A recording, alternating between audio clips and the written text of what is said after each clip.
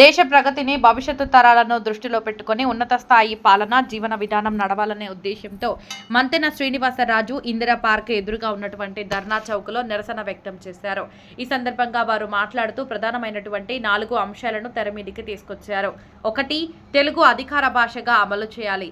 ఈ అధికార భాష ప్రభుత్వ యంత్రాంగంలో, కార్యాలయాల్లో, హైకోర్టు, కింది కోర్టులలో జరిపే లావాదేవీలలో స్పష్టంగా తెలుగులో కూడా ఉండాలని ప్రధానమైనటువంటి డిమాండ్గా సూచించారు.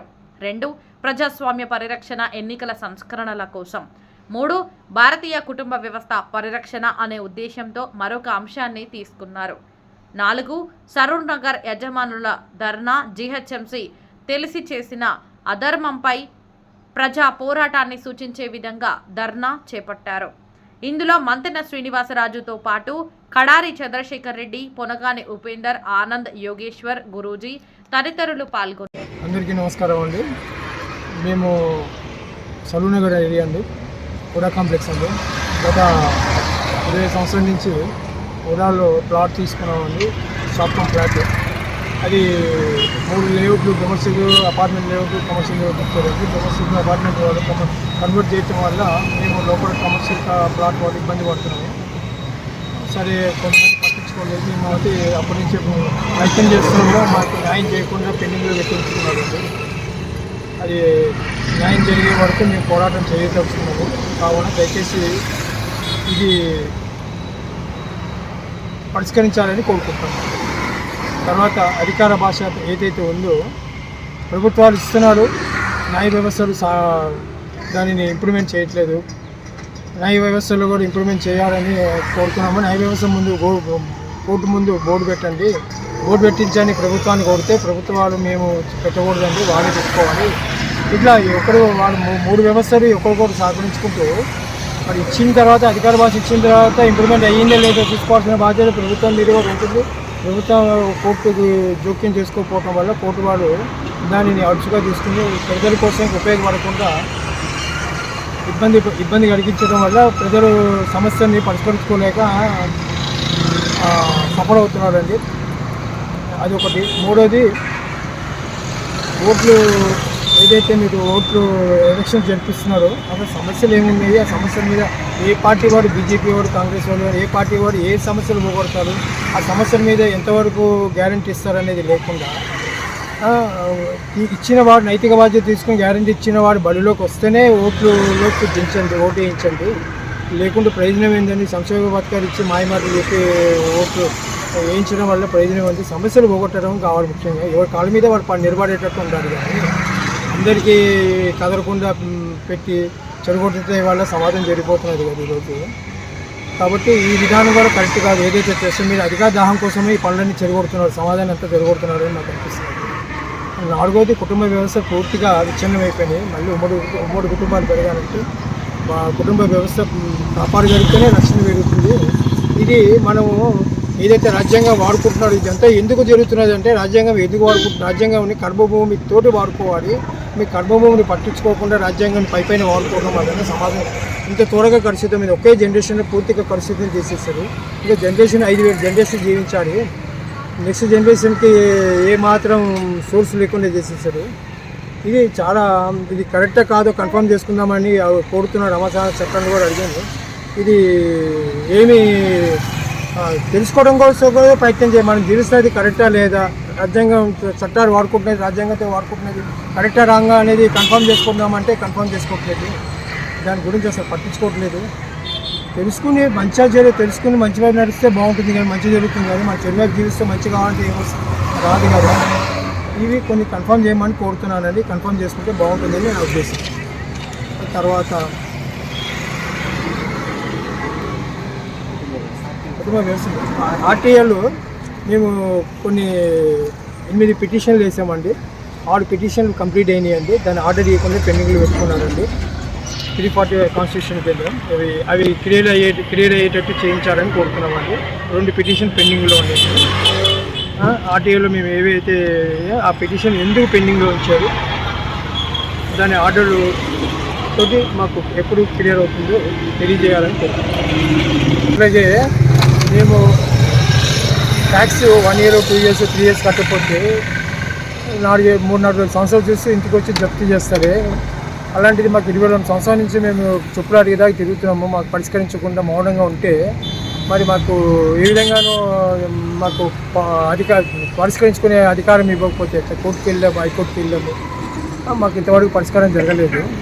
అదొక పాయింట్. రెండో పాయింట్ ఏంటంటే ఈరోజు ఒక్క జనరేషన్ స్వతంత్రం వచ్చి మనకి ఒక 100 years అయితే ఒక జనరేషన్ కంప్లీట్ అవుతుంది. అలాంటిది ఒక జనరేషన్ కంప్లీట్ కాకుండా సమాజం టోటల్గా పాడైపోవడం కారణం రాజ్యాంగం కాదు, కలియుగం కాదు, కేవలం రాజ్యాంగ అధికారులు భారతదేశం కర్మభూమి ఎట్లయితే వాడుకోవాలో ఆ విధంగా రాజ్యాంగాన్ని వాడుకోలేకపోవడం వల్లనే ఈరోజు సమాజం పూర్తిగా చెడిపోవటం వల్లనే ఈ ప్రకృతి వైపరీత్యాలు వస్తున్నాయి. ఈ భూతాపం పెరగటం కానీ, తర్వాత ఎలినినో రావటం కానీ, ఇట్లా అనేక రకాల కొత్త కొత్త సమస్యలు రావటం కారణము ఇది ప్రజల వల్ల కాదు. ఇది కేవలం రాజ్యాంగ అధికారులు భారతదేశంని కర్మభూమి తగ్గట్టుగా రాజ్యాంగం వాడుకోకపోవటం వలన సమాజం చెడిపోతున్నది. ఈ ప్రకృతి వైపరీత్యాలు పెరిగిపోవడం కారణం రాజ్యాంగ అధికారులని ఖచ్చితంగా బళ్ళగుద్దినా చెప్తున్నారు. దీనికి నైతిక బాధ్యత తీసుకుని అధికారం ఎన్నికల బళ్ళలోకి వచ్చి ఎన్నికలు ఓటేయిస్తే తప్పకుండా మార్పు వస్తుంది. ఎన్నికల బళ్ళలో నైతిక బాధ్యత తీసుకున్న వాళ్ళే ఎన్నికల్లోకి వచ్చి నిలబడి ఎన్నికలు ఓటేయించండి, అప్పుడు సమాజం తప్పకుండా బాగవుతుంది అని నా నమ్మకం. ఇది కేవలం రాజ్యాంగ అధికారులే బాధ్యత వహించాల్సింది. ప్రజలందరికీ నమస్కారము. ఈరోజు ఇందిరా పార్క్ ఎదురుగా ధర్నా చౌక్లో దోమలగూడలో ధర్నాకు నిల్చున్నటువంటి శ్రీ మంతెన సత్యనారాయణ శ్రీనివాసరాజు గారు, వారు ఆత్మతత్వ సాధకుడు. వారు తీసుకున్న 4 నిరసన కార్యక్రమాలు ఏవైతే ఉన్నాయో, మన భారతీయ కుటుంబ వ్యవస్థ పరిరక్షణ గురించి వారు తీసుకున్న సంస్కృతి, సంప్రదాయము, కుటుంబ విలువల మీద, కుటుంబం బలంగా ఉంటేనే సమాజం బలంగా ఉంటుందనే అభిప్రాయంతో భారతీయ కుటుంబ వ్యవస్థ క్రమంగా బలహీనపడుతుందని ఆందోళన వ్యక్తం చేస్తున్నారు.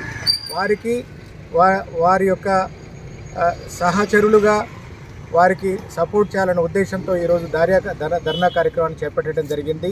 మన భారతదేశంలో కుటుంబ బంధాలు, పరస్పర గౌరవము, సంప్రదాయ విలువలు బలపొందడానికి ఈరోజు చట్టాలు ఎంతో సపోర్ట్ చేయాలని, ఇది కుటుంబ బంధాల అవసరము, సామాజిక మార్పులపై హెచ్చరిక చేస్తూ ప్రభుత్వము మరియు సమాజానికి విజ్ఞప్తి చేయడం జరుగుతుంది ఈ నిరసన ద్వారా.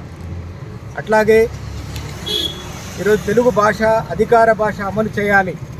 ఈరోజు మన తెలంగాణ, ఆంధ్ర రాష్ట్రంలో మన తెలుగు భాష అనేది ప్రభుత్వ కార్యాలయాల్లో ఈరోజు తెలుగు భాష అమలు జరగాలి. అట్లానే హైకోర్టు నుంచి జిల్లా కోర్టు, లోయర్ కోర్ట్స్లో కూడా తెలుగు భాషను అమలు చేసినప్పుడు ఒక సామాన్యమైన మనిషి తనకి హక్కుల గురించి కానీ, తన న్యాయం గురించి కానీ పోరాటం చేయడానికి అవకాశం ఉంటుందనే ఉద్దేశంతో ఈరోజు ఈ తెలుగు అధికార భాషను కూడా అమలు చేయాలి.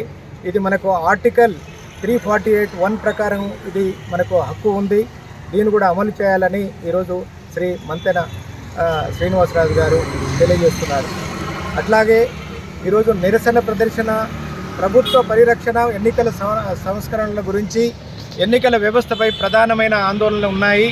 డబ్బు ఆధారిత రాజకీయ వ్యవస్థ పెరుగుతుందని, మద్యము మరియు ప్రలోభాల ద్వారా ఓటర్ల ప్రభావీకరణ జరుగుతోంది, అధికార దుర్వినియోగం కూడా జరుగుతోంది, ప్రజల్లో నిరాశ మరియు అవిశ్వాసం కూడా ఏర్పడుతుందనే ఉద్దేశంతో ఎన్నికల కమిషన్ కూడా ఒక సదుద్దేశంతో ఈ ఎన్నికలపై మంచి నిఘా పెట్టి ఒక ప్రజాస్వామ్య హక్కులను పరిరక్షణ చేయాలనే ఆలోచనతో వీరు తీసుకున్న స్టెప్పు చాలా హర్షణీయం. అట్లాగే ఈరోజు ఉడా కాంప్లెక్స్లో ఉడా కమర్షియల్ రెసిడెన్షియల్ సరూర్ నగర్ ప్లాట్ల యజమానుల ధర్నాకు కూడా ఇది ఒక నాంది పలుకుతుంది. జిహెచ్ఎంసీ చేసిన అధర్మంపై ప్రజా పోరాటం జరుగుతుంది. దీనికి ముఖ్యంగా ఉడా కాంప్లెక్స్లో 3 లేఅవుట్లుగా తయారు చేసి ఈరోజు డెడ్ ఎండ్లో కమర్షియల్ వాణిజ్య లేఅవుట్లను అలాట్ చేసి ఈరోజు మామూలు వాణిజ్య చేసుకుంటున్న వ్యాపారులకు నష్టం చేస్తూ ఈరోజు విపరీతమైన భారీ పన్నులను వసూలు చేసి ఈరోజు వాళ్ళని చాలా ఆవేదనకు గురి చేస్తున్నాయి. దాని మీద కూడా న్యాయం కావాలని కోరడం జరుగుతుంది. ఈ రకంగా ఈ 4 ఉద్దేశాల మీద ఈరోజు ధర్నా చౌక్లో ఈ యొక్క నిరసన ప్రదర్శన చేయడము, యావత్ తెలంగాణ ప్రజలకు ఇది అందాలి. ఇతని యొక్క ఉద్దేశము, ఇతని యొక్క సంకల్పము నెరవేరి ప్రపంచంలో అందరూ ఈ ప్రకృతిని మనం కాపాడుకుందాం. ఈరోజు ప్రభుత్వము దీని గురించి చట్టంలో ప్రతి ఒక్కరికి చట్టం అందుబాటులో ఉండాలా, న్యాయం జరగాలనే ఉద్దేశంతో వీరు తీసుకున్న ఈ స్టెప్కు మేము పరిపూర్ణంగా మద్దతు తెలియజేస్తున్నాం. ఇప్పుడు ఎన్ని రోజుల నుంచి చేస్తున్నారు ధర్నా? దాదాపు ఈ రోజే స్టార్ట్ చేయడం జరిగింది. అట్లానే ఉడా కాంప్లెక్స్లో ఇంకొక 18 రోజుల వరకు చేయాలనే ఆలోచనతో వీరు నిర్ణయం తీసుకున్నారు. గతంలో కూడా వీరు ఒక నెల రోజులు కూడా ఈ యొక్క అంశాలపై వారు ధర్నా చేశారు అద్భుతంగా. ఈరోజు ప్రతి ఒక్క ఇప్పుడు హైకోర్టు నుంచి జిల్లా స్థాయి కోర్టుల వరకు కూడా ప్రతి జడ్జిని కలిసి వాళ్ళ న్యాయం కోరమని, తెలుగులో మాకు ఏదైతే ఉందో జడ్జిమెంట్స్ ఇవ్వాలనే ఆలోచనతో పోరాటం చేయడం జరుగుతుంది. ఇది అద్భుతం అండి.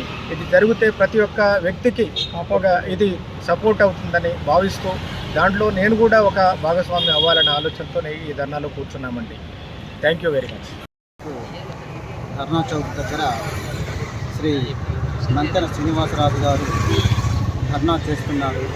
సమాజానికి ఉపయోగపడే కొన్ని ముఖ్యమైన 3-4 అంశాల మీద వారు గత కొంతకాలంగా వారు పట్టువలని విక్రమార్కునిగా వారు ప్రభుత్వం మీద నిరసనలు వ్యక్తం చేస్తూనే ఉన్నారు. ఇంతకాలం నుంచి చేసినప్పటికీ కూడా ప్రభుత్వాలు స్పందించకపోయేసరికి ఈసారి వారు ప్రత్యేకంగా ధర్నా చౌక్ వద్ద వచ్చి చేస్తున్నారు. అందులో ముఖ్యంగా తెలుగును అధికార భాషగా కేవలం చట్టాల వరకే పరిమితమైంది.